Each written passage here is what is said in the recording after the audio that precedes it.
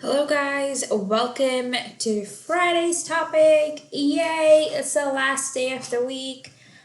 We are going to continue talking some more about fossils and rock layers.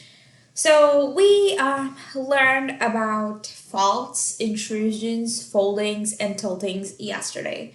So, we know that these are some types of events that can actually disturb rock layers. And we also learned that such events can actually make dating rock layers a huge challenge because we might not always know the the relative age of rocks when such events happen, right? And sometimes what happens is rock layers go missing altogether and they create a gap in the geologic record. For example, let's imagine that you stack your newspapers. Let's imagine that you read newspapers every day and you stack them every day after reading them. And let's imagine that from your stack, you want to find the newspaper from 10 days ago, but it was missing. Now, instead of imagining a newspaper, imagine rock layers instead, right? Now, we can imagine what happens when rock layers are missing. We can probably not, we will probably have a difficult time to understand whatever happened during that period, from that geologic period, from when those missing rock layers were supposed to exist, right? They can create breaks. Missing rock layers can actually create breaks in our rock layer sequences, and these are known as unconformities. And unconformity is actually a surface that represents a missing part of the geologic column. For example, let's think back to the newspaper. If the stack of newspapers were actually rock layers and the missing one would become an unconformity, it represents a missing part of the geologic column. Um, it could be because of erosions, for example. For if the rock layers are near some water body, the water can erode the rock and it can chip away the layers of rock piece by piece over time.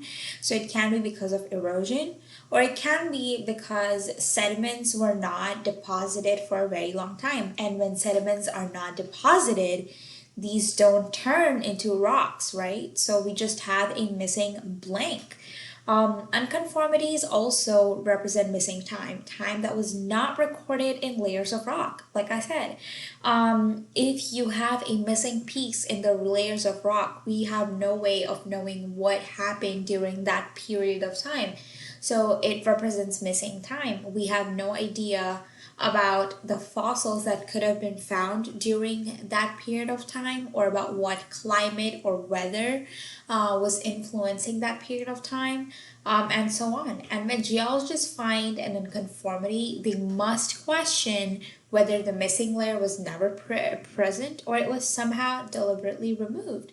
Um, and again, if it was never present, that is a very mysterious situation. And if it was somehow removed, it could be because of erosion, or it could be because of the sediments, or it could be because someone deliberately did something to it, because of which it never presented itself to the geologists.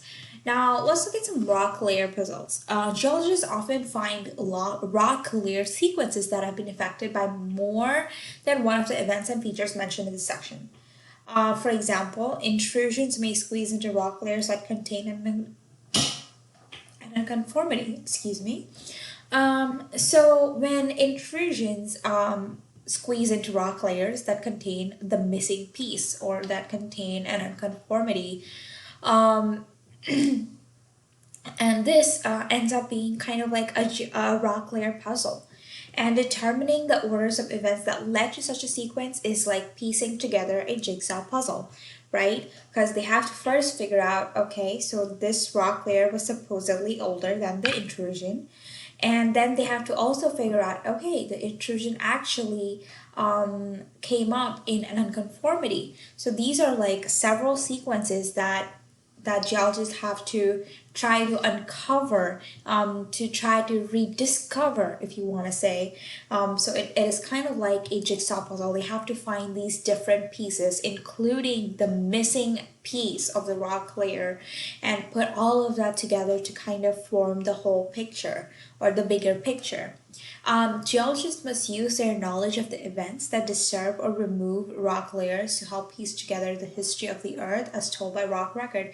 So, if there is a missing piece, they are forced to assume, they're forced to make an educated guess as to what could have happened by looking at the surrounding area, by looking at the surrounding rock layers, and finding that information. Again, because they don't actually exist, we have no way of saying that this is a definitive conclusion. At best, it is only going to be a theory, a hypothesis. So that is one drawback that we have when we find missing rock layers or unconformities. Um, and that is all we are going to talk about today. I hope you guys have a great weekend. Don't forget to turn in your work. I will see you later. Bye.